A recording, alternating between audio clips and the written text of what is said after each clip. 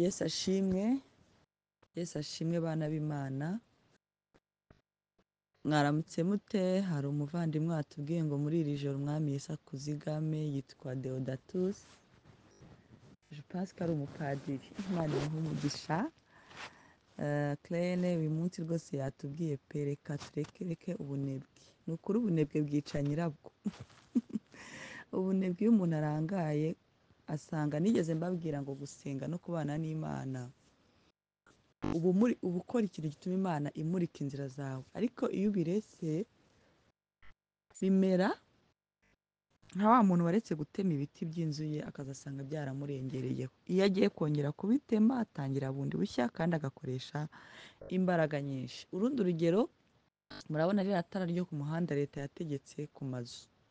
Ririya tara iyo urihagazeho nijoro uba ubona n'abakwegera, ubona aho uhagaze, ubona ikintu cyose cyagera aho gituruka uba ukibona.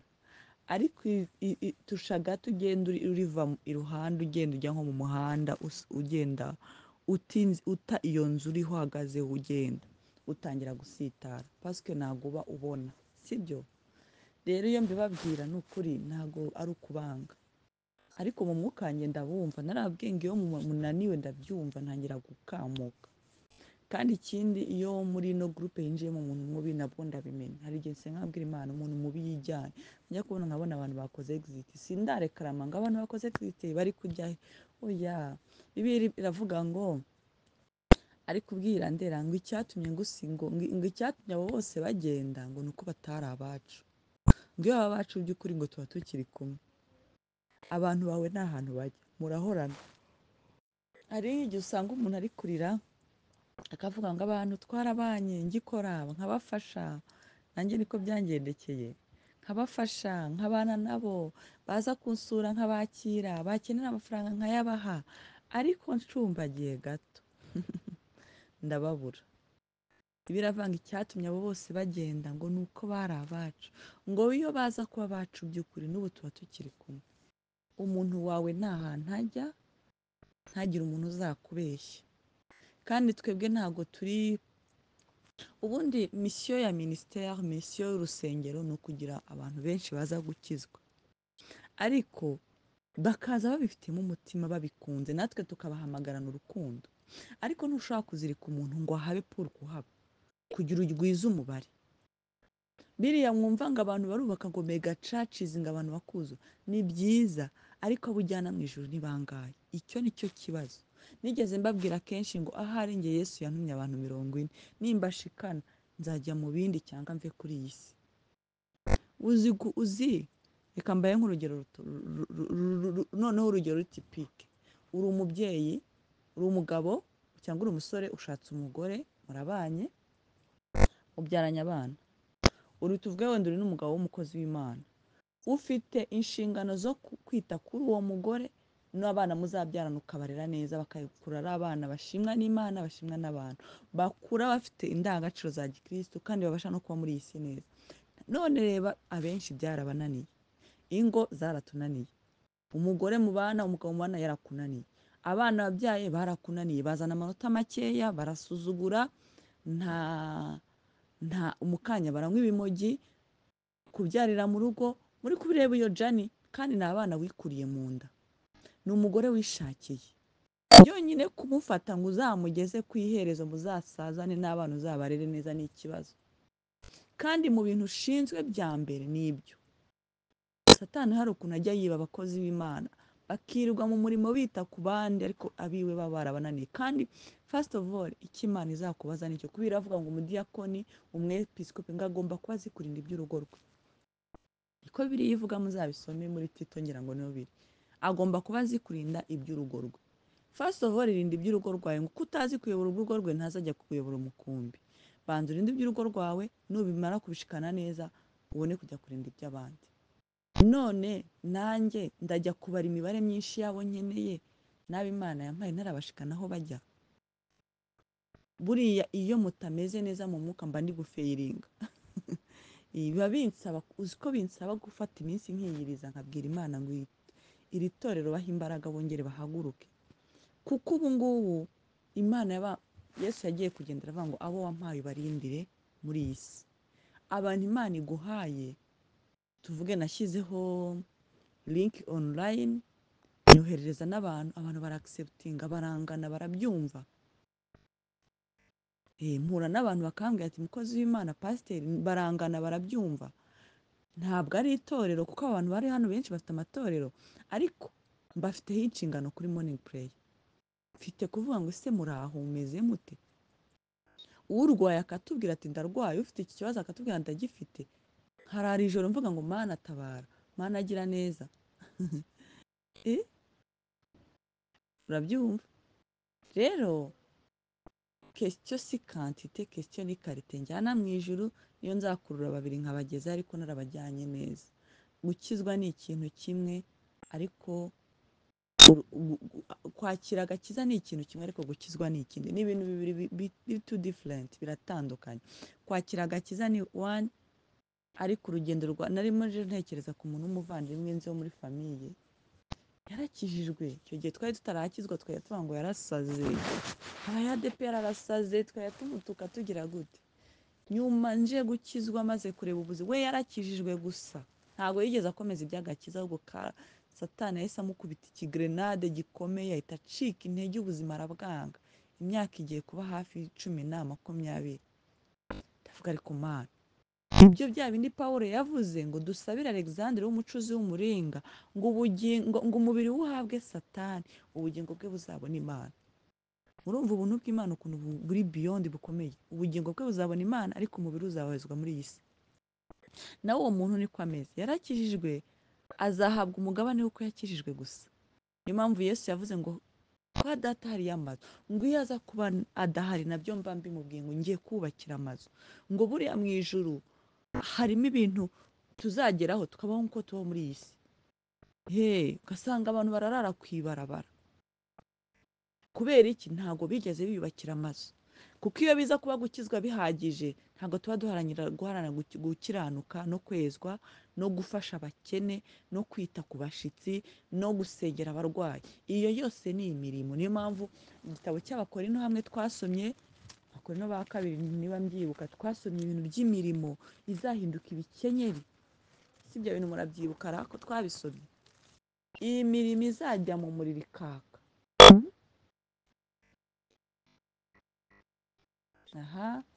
Imana ishimwe ko mpabonye. Abakorinto ba mbere igice cya 3 umurongo wa 10, ngo nk'uko ubuntu bw'Imana nahawe bungana, nashyizeho urufatiro nk'umwubakisha mukuru w'ubwenge, undi yubakaho. Ngo ariko umuntu wese niyirinde uko yubakaho, kuko nta rundi rufatiro umuntu abasha gushyiraho keretse urwashyizweho, ari rwo Yesu Kristo. Ariko umuntu niyubaka kuri urwo rufatiro izahabu cyangwa ifeza cyangwa amabuye y'igiciro cyinshi cyangwa ibiti, urufatiro ni agakiza, kwakira Kristo, ariko hari ibyo tugomba kubakaho.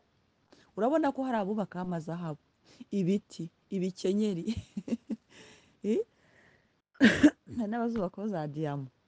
Ariko umuntu niyubakaho urwo rufatiro izahabu cyangwa ifeza, tayari izahabu n'ifeza biratandukanye, cyangwa amabuye y'igiciro cyangwa ibiti cyangwa ibyatsi cyangwa ibikenyeri, ibi nabivugaga ntaranabisoma, umurimo w'umuntu wese uzerekanwa. Bivuga ngo gukizwa ni bimwe, nigeze nuko ntari kuri video murebe hejuru ku rupapuro bandikaho ngo igitabo cy'ubugingo Ange Ishimwe, ariko munsi ibyo Ange azakora byose.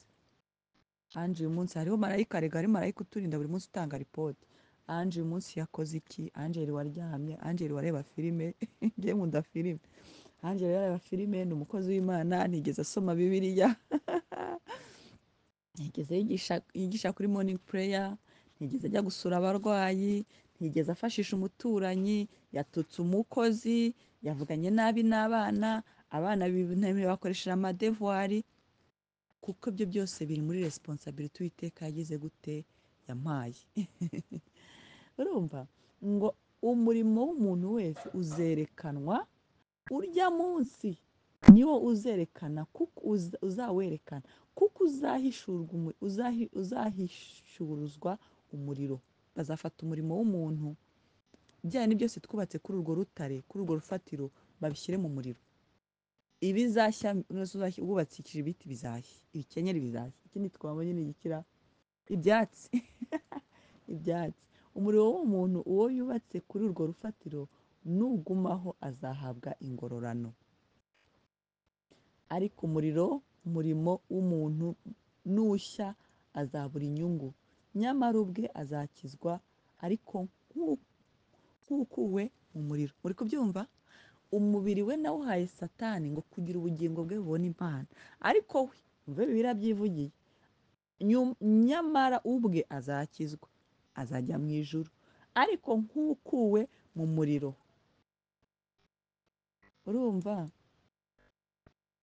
Murumva? Uyu muntu wakiriye agakiza ku musaraba ejo bundi Kristu abambwa, uriya muntu nta gakiza gusa yajyanye, nta mirimo rwose, nta mirimo.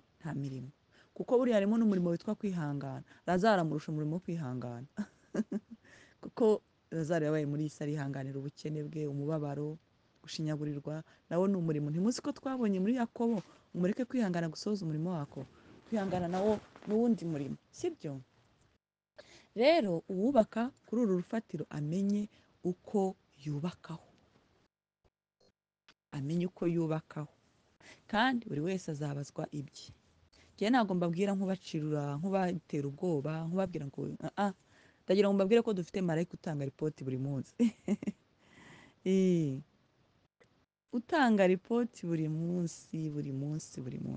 Kandi Yesu yarabivuze ngo havumwe umuntu ubaki akazuyazi. Niba uri mu by'isi jya kumakisimiza vure muzaza unaniwe, ariko niba uri mu by'ijuru bijyemo neza. Up and down rwose bireke, ihangane wizirike ku Mana mpaka uvuze ngo Mana nzakuva hese ngeshye.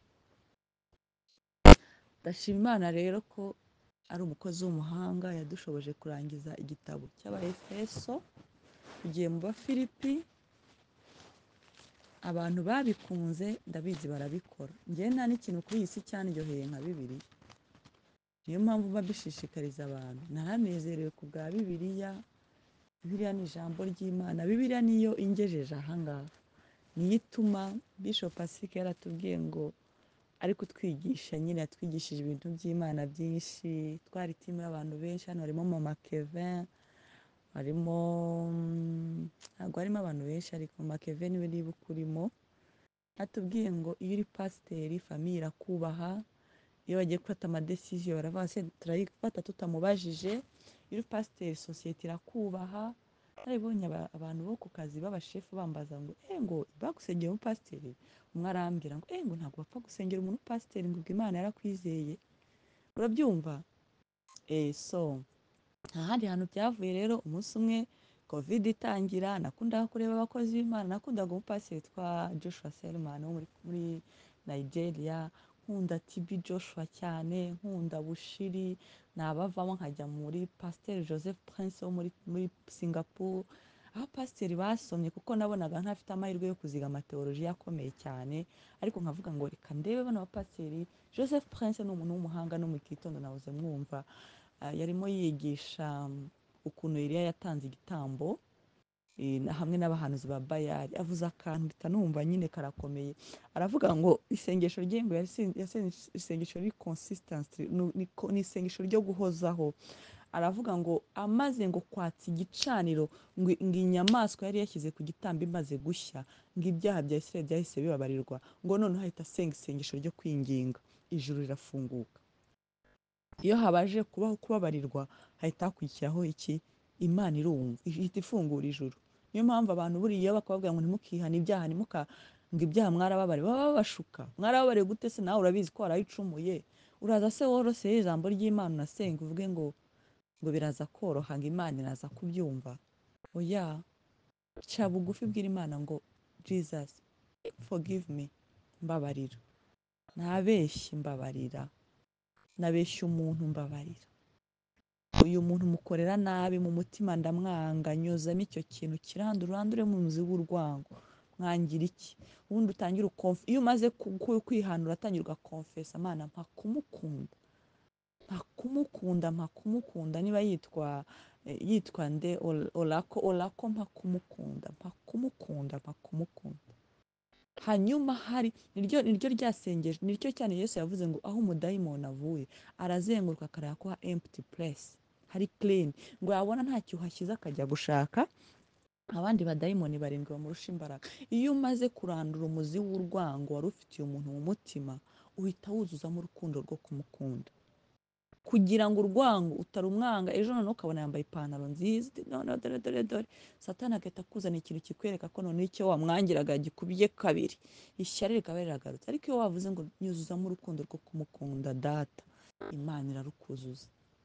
Nigeze mbana n'abantu bafite akana gato, ngira ngo ako kana kari kifitiye icyangiro kuko njye nari nkijijwe, nuko kakajya kavuga nkumva ni nk'inzogera, kandi abantu bose bakabakana inzogera. Noneho ntabwo kari gafite mama ukitaho, kakundaga kuba kari konyine, kakaza ngo mama Peyton, kakajya kirirwa kampamagara umva karandwegera mu matwi. Ariko ndakareba ndavuga aka kana ndakijijwe ntabwo mfite kukanga, kari innocent. Noneho ko kakaza kakandyamaho kabonye abana banjye bandyamye, kuko njye nakunda kuba ndi kumwe n'abana banjye cyane icyo gihe. Noneho kakandyamaho nza kubwira Imana mpa kugakunda. Ikintu rero cyatangaje, iyo nahajyaga nkakabura naburaga amahoro. N'ubu aho hantu iyo mpageze ndakabaririza, amakuru yako karakuze ngo kavuyemo umukobwa mwiza w'inkumi. So murumva nk'icyo kintu twasomye ejo ngo ntidukirana n'ibifite umubiri, ngo dukirana n'imyuka mibi y'ahantu ho mu kirere. Kwanga uwo mwana ntabwo byari ibintu byari bindimo, nta kintu twari dupfuye, nta hantu twari tuziranye. Ni imyuka mibi y'ahantu ho mu kirere izi ikitambika hagati yawe n'umuntu muhuye. Aka kana gashobora kuba kari gafite icyangiro, ariko ntangira kukajya nkaturaho mwami igikundiro, feva yawe, igikundiro, feva yawe, ko naje kugakunda cyane, n'ubu ndagakunda. So rero ibintu turwana nabyo ni byinshi. So hariho nari mbivugiye mvuga ngo tumenye uko twubaka kuri urufatiro rwacu, kuko intambara turwana nazo ni nyinshi, nazo ni nyinshi. Ubu ngenda umuntu ashaka kwatura ngo kanaka ndamwanga, mwange satani ahita afata iryo jambo aryambika umubiri, ntangire nanga abantu, reka da ubwo icyo nacyo ni uko nubakaho. Na hano mu rugo ndigengesera n'umukozi nkoresha, kuko ni umuntu. Mwabonye rya jambo rya Yobu, uyu munsi ubanza tutari busome igitabo cy'Abafilipi turi bwige.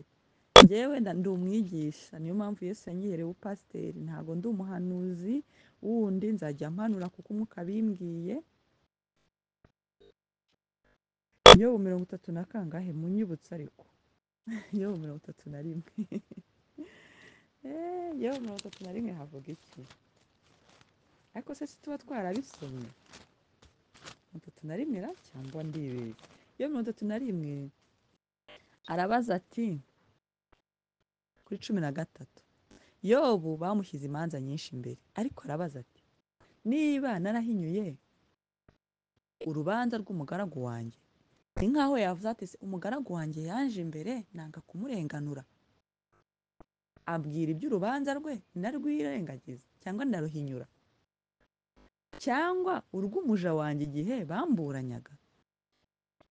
Umuja n'umugaragu bari imbere ya Yobu, uyu yakoze iki, uyu yakoze iki. Ibintu byajyaga bimbaho mu bana banjye, bakajya nko mu cyumba bakarwanirayo ntibumvikana. Abana murabizi bajya bari ibyo batumva, kandi bakunda gupfa ikintu akantu kanjye, ngo aka ni akanjye, ngo aka ni akanjye, igikombe cyanjye ngo yamfatiye igikombe. Ibyo ngibyo utabizi rwose sinzi, ubwo nyine ntabwo urumva, ntabwo afite abana. Noneho banze imbere nkabitegereza, kandi njye ndi mama wabo, bose ndabakunda, nibyo bapfe simbizi, ni ukuri sinari mpari. Mu mwuka njye ngatangira gusenga, Papa Brian ndamuramukije yanyigishe gusenga mu mwuka. Umwuka wanjye ngatangira kubwira Imana, Mana aba bana banjye ndabakunda, bahe kumvikana. Noneho nkahita mbona umwe aragivinza ahita bireka, ngo basi ngo gafate.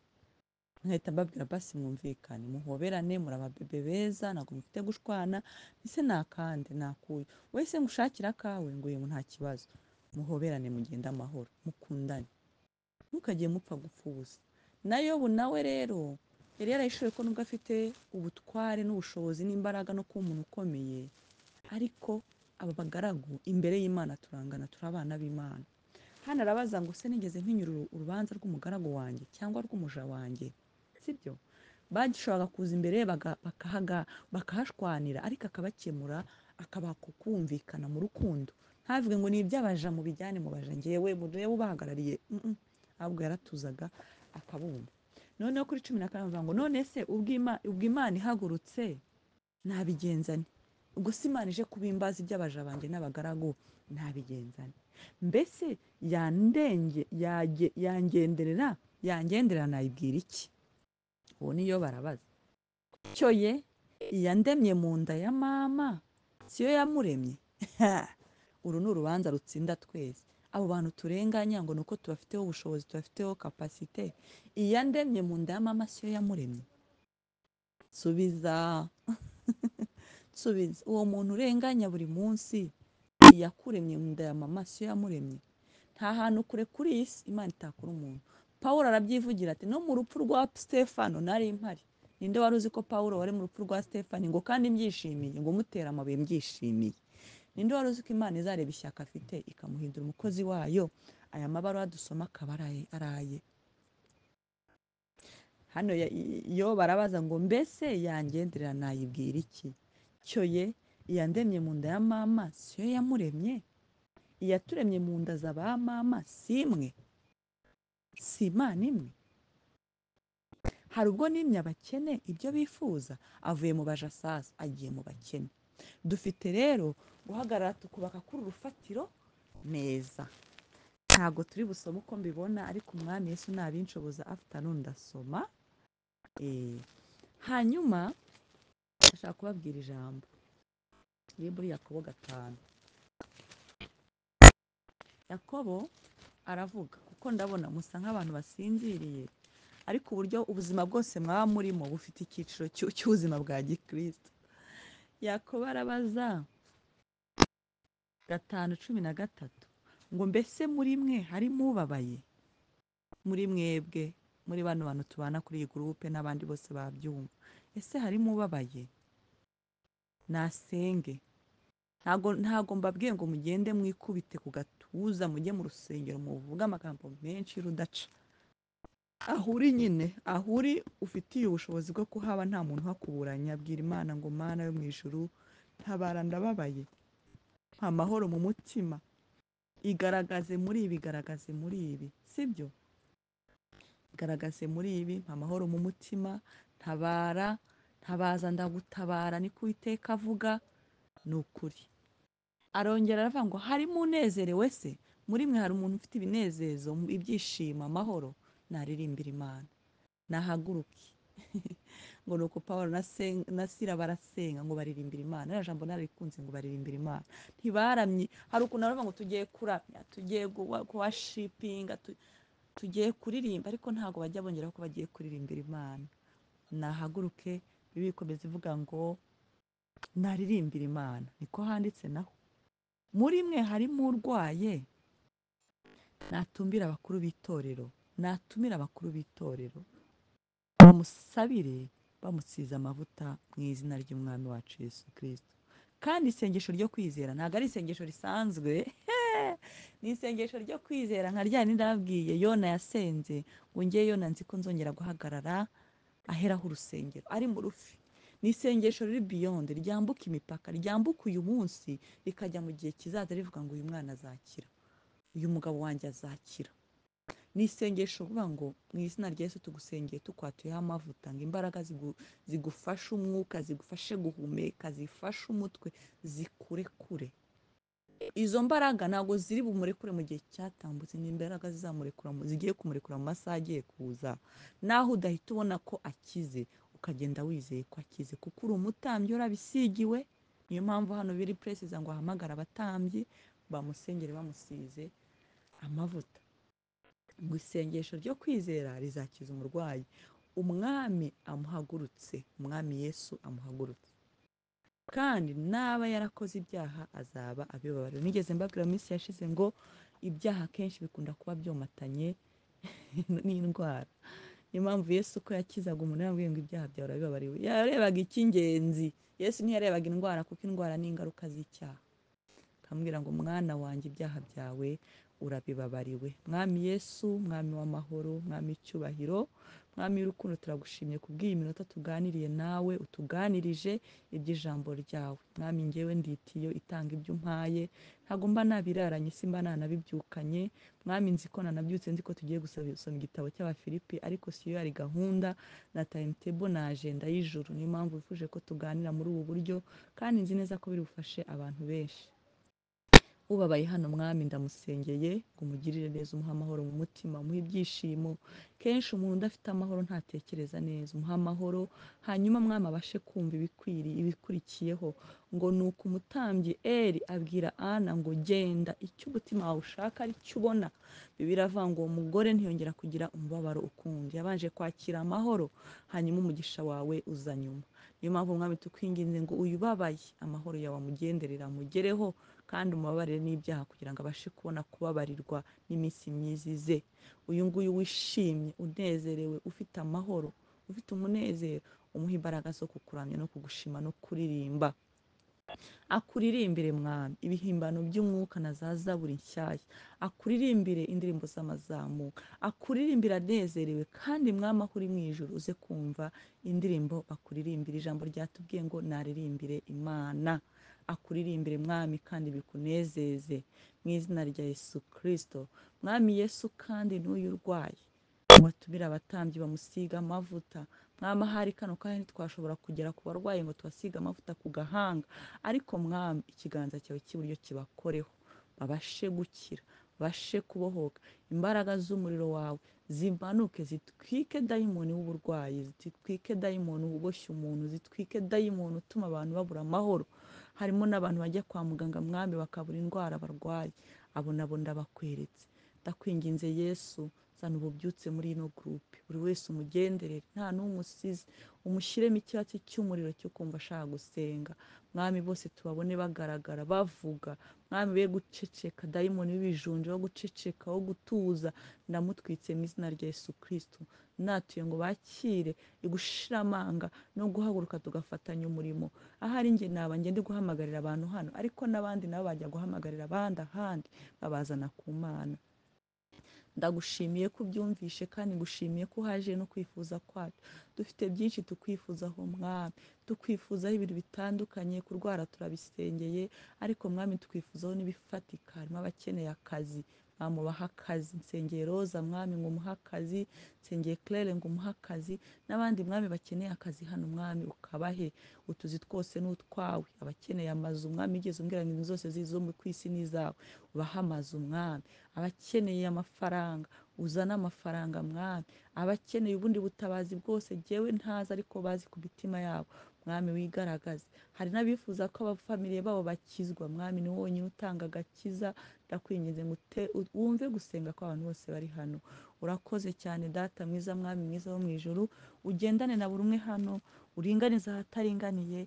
Mwami ubane natwe, feva yawe ikomeze iduhe ku gahanga, igikundiro cyawe kitubeho, ubutsinzi bwawe. Abaturanyi tubashake tubabure, uturenganure mwami. Ijambo ryaravuga ngo mbese mwumvishe uko umucamanza ukiranirwa yagiriye umupfakazi, kandi wowe ngo uri Imana ishoboye byose kandi yaremye ijuru n'isi.